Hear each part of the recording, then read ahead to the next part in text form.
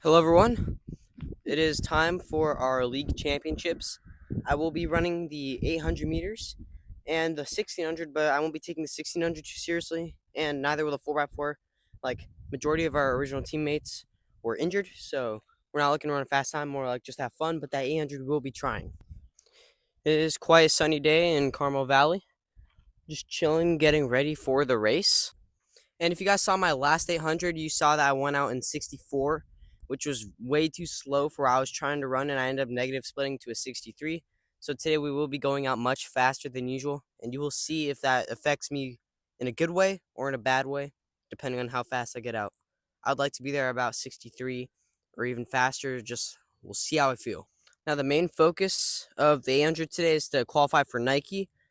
As you guys know, I ran 207, but that meet wasn't official, so we're still not in technically. So anything under 210 we will take, and that's mainly why I'm just focusing on the 8 today. I'm already in for the mile at Nike, and now we just want the 800. And yeah, I'll be competing with only 7th grade. Charlie will be in a completely separate heat, but I will include some of his race. He's also trying to qualify for Nike. Like I said, sub 210 is what you need to run to be an auto qualifier. And let's get it. Hope you enjoy the video. Okay, here we are for the League Championships 800. As you guys know, I'm trying to break 210 so I can qualify for Nike, and I am planning on getting in a fast race today. I made sure to get out very fast today compared to the last 800 I ran. And as you can see, a small gap has already started to form within the first 100 meters of the race. And through 100 meters, I ended up splitting 15 seconds, which is definitely a bit fast. The problem is I kind of just kept that up in the next 100, and I end up splitting a 30. But another thing I was focusing on today was staying relaxed with my form. I don't want to tense up, keep my shoulders relaxed, don't clench my fists. This is what really makes you faster. After passing 200 and hearing a 30 split from my coach, I made sure to slow down a bit. I did not want to split a sub 60 in the first 200, which would probably be a bit too fast.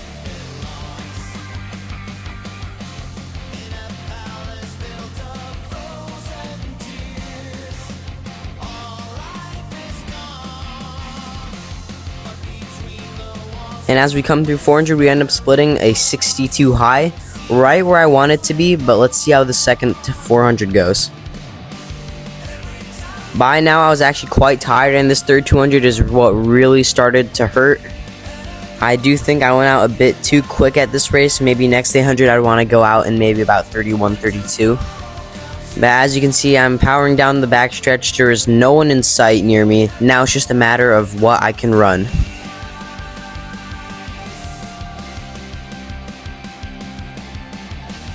And with 200 left, I ended up splitting a 135 high, meaning that last 200 was about a 33. We definitely slowed down a bit, and let's see if I can close well.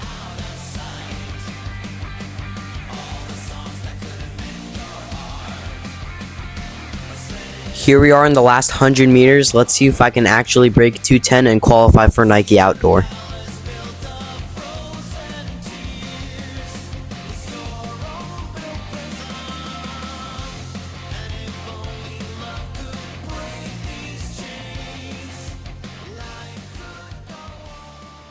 That was a great race. I ran 2:08.15, qualifying for Nike by nearly 2 seconds.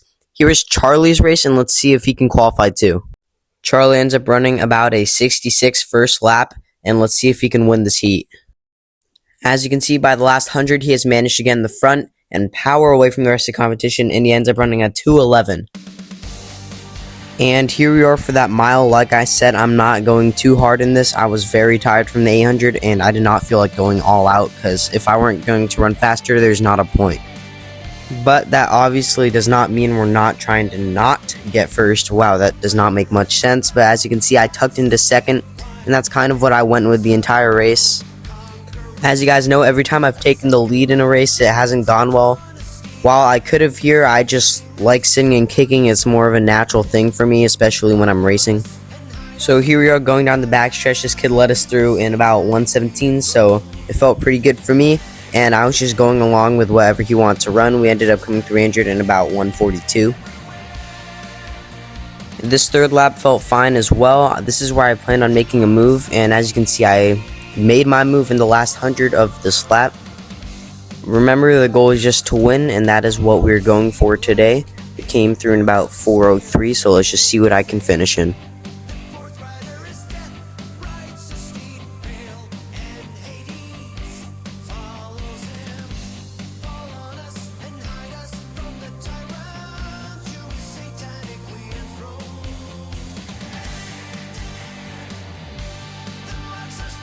There you go, guys. We jogged our way to a 5:14.56, but we're not done yet. We still have the 4x4.